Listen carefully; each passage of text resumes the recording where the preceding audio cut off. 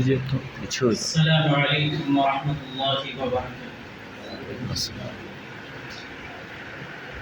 الحمد للہ وحدہ والصلاة والسلام علی من لا نبی بعدہ، اما بعد۔ محترم مصلیان کرام، آج انشاءاللہ قرآن حکیم کے چھٹے پارے کا مختصر سا خلاصہ پیش کیا جائے گا۔ اس پارے کے اندر اللہ رب العالمین نے جو سب سے پہلی چیز بیان کی وہ یہ کہ اے لوگو، تم کسی کے پیٹھ پیچھے اس کی برائی بیان مت کرو، اس کے عیوب اور اس کے نقائص کو بیان نہ کرو۔ لیکن ایک ایسا شخص ہے جس کو اللہ رب العالمین نے اس سے مستثنیٰ کیا، اور وہ مظلوم ہے، جس کے اوپر ظلم کیا جاتا ہے۔ اس کو اللہ رب العالمین نے اجازت دی ہے کہ اگر وہ اس کے پیٹھ پیچھے، ظالم کے پیٹھ پیچھے برائی کرتا ہے تو اس کو اجازت ہے۔ اس کی وجہ بیان کی گئی، اس کی 3 وجوہات بیان کی گئی۔ سب سے پہلی وجہ کہ اگر اس کے پیٹھ پیچھے اس کی برائی بیان کی جائے، اس کو پتہ چلے تو ہو سکتا ہے کہ وہ اپنے اس عادت سے باز آ جائے۔ اللہ کے نبی صلی اللہ علیہ وسلم کے زمانے میں ایک واقعہ پیش آیا۔ ایک صحابی تھے جو اپنے پڑوسی سے بہت زیادہ پریشان رہتے تھے۔ وہ جا کر اللہ کے رسول صلی اللہ علیہ وسلم سے ان کی شکایت کی، تو اللہ کے رسول صلی اللہ علیہ وسلم نے انہیں ایک طریقہ بتلایا کہ تم اپنے گھر کے جتنے بھی سامان ہیں اس کو باہر لا کر رکھ دو روڈ پہ۔ اب وہ سارا گھر کا سامان روڈ پہ لے جا کر رکھ دیے۔ اب جو بھی آتا وہ پوچھتا یہ کیا ماجرا ہے، اپنے گھر کے سامان جو ہے اس کو اندر کرو۔ تو وہ صحابی بیان کرتے کہ میرا جو پڑوسی ہے وہ مجھے بہت تنگ کرتا ہے، اس سے میں بہت ہی زیادہ پریشان ہوں۔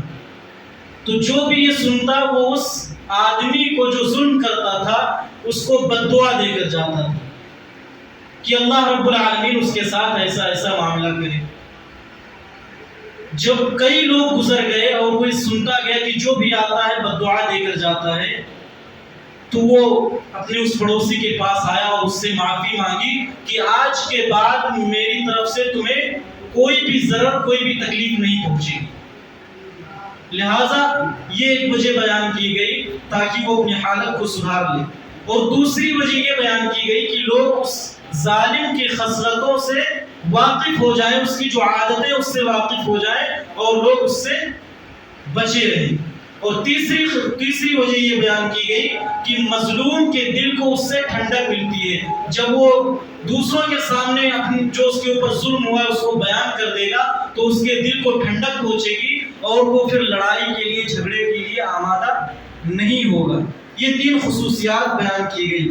اس کے بعد اللہ رب العالمین نے مسلمانوں کو ایک اخلاق سکھایا ہے، اور وہ یہ کہ اگر تمہارے ساتھ کوئی بدتمیزی، بدسلوکی اور بد اخلاقی کا معاملہ کرے تو تم اسے درگزر کر دو۔ کیوں؟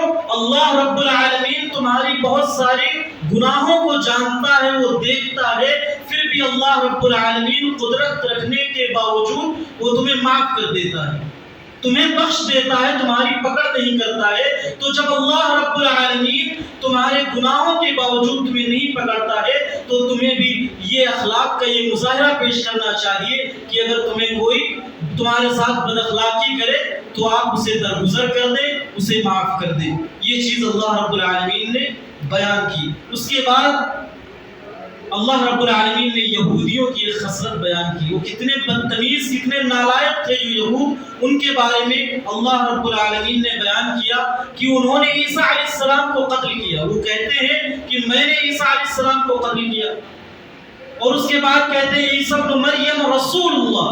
وہ جانتے تھے کہ یہ عیسیٰ علیہ السلام اللہ رب العالمین کے رسول ہے۔ وہ کہتے ہیں کہ میں نے عیسیٰ علیہ السلام کو قتل کر دیا جو اللہ کے رسول ہے۔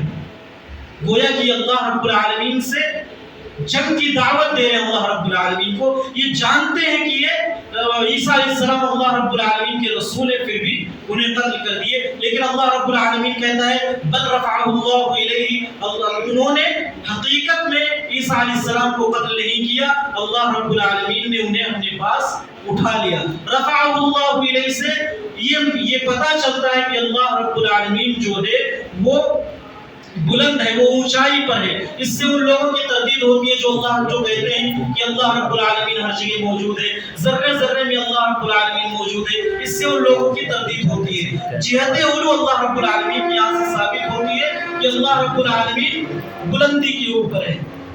اس کے بعد اللہ رب العالمین نے فرمایا کہ ایک استدلال کی گئی، ایک استدلال کیا گیا، اور وہ یہ کہ بہت سارے رسول، بہت سارے انبیاء اس دنیا کے اندر آئے، اور اللہ رب العالمین نے کہا کہ اگر تم بعض انبیاء کا اقرار کرتے ہو، بعض انبیاء کو مانتے ہو کہ اللہ کے نبی ہیں، اور بعض انبیاء کو یہ مانتے ہو کہ اللہ کے نبی ہیں، تو گویا کہ آپ بعض کو مانتے ہیں، بعض پر ایمان لاتے ہیں اور بعض کا انکار کر دیتے ہیں.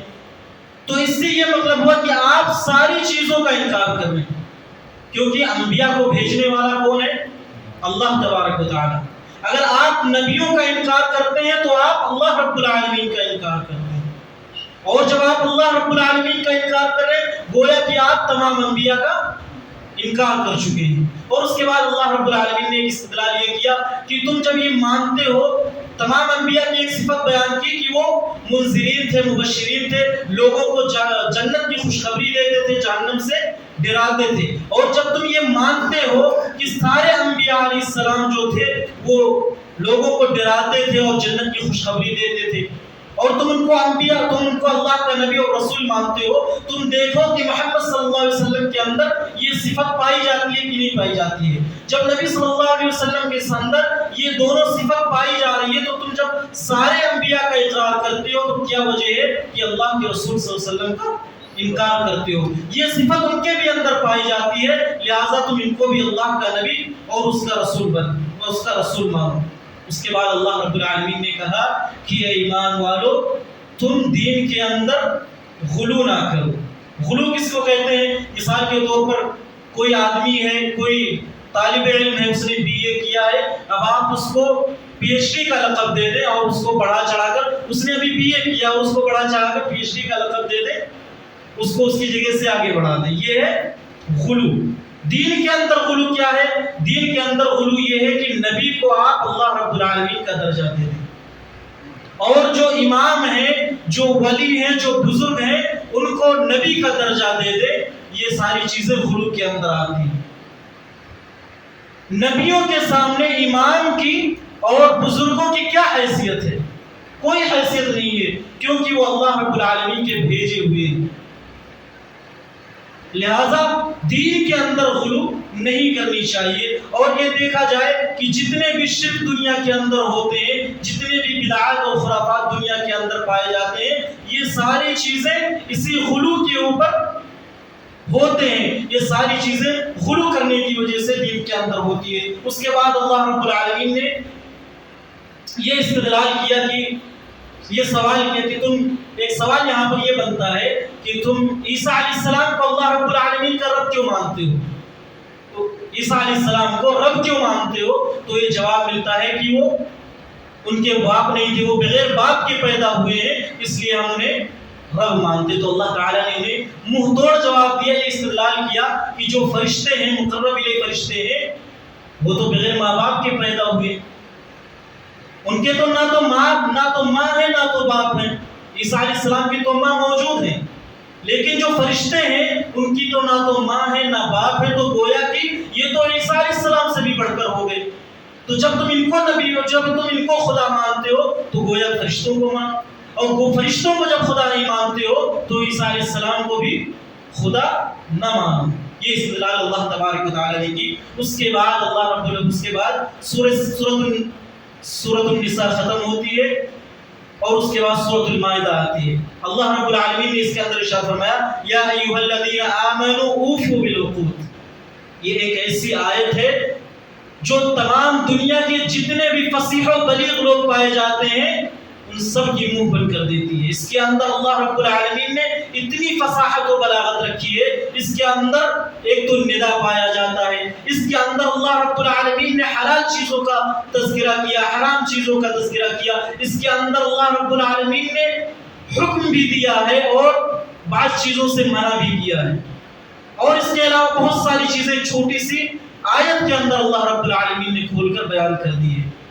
یہ قرآن کی فصاحت اور بلاغت ہے، جس سے بڑے سے بڑے فصیح و بلیغ بے لاجواب ہو کر رہ جاتے ہیں۔ اس کے بعد اللہ رب العالمین نے کتوں کا ذکر